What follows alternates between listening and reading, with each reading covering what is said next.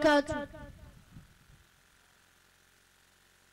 أعوذ بالله من الشيطان الرجيم.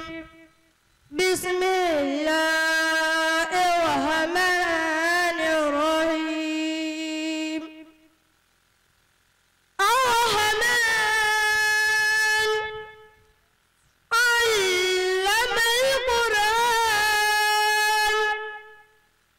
خلق الإنسان علمه البيان. الشمس والقمر بحسبان والنجم والشجر يسجدان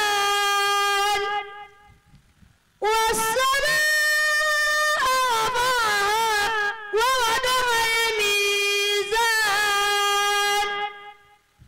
ألا تطغوا في الميزان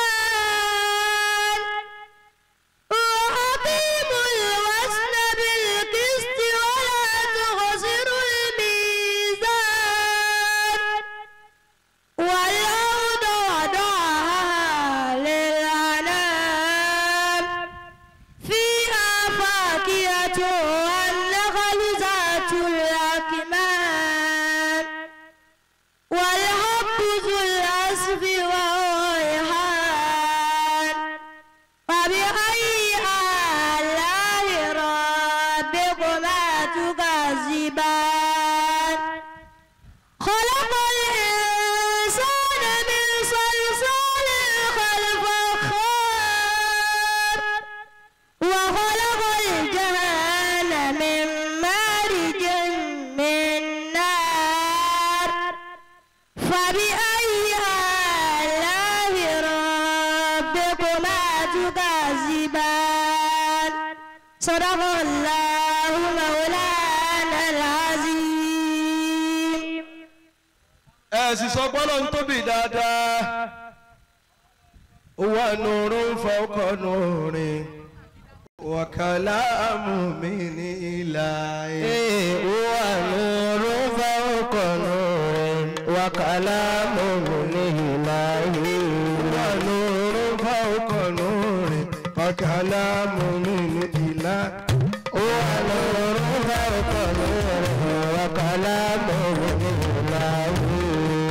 Àfáwà Ibrahim torí Ibrahim ló fi bẹ́ẹ̀ náwó ẹ̀sìn o. Ibrahim máa bọ̀ wókè.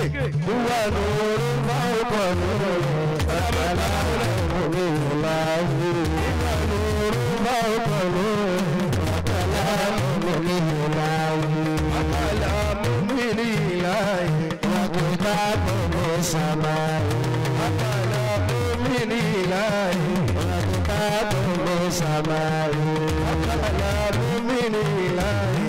Wa kitabun min samai.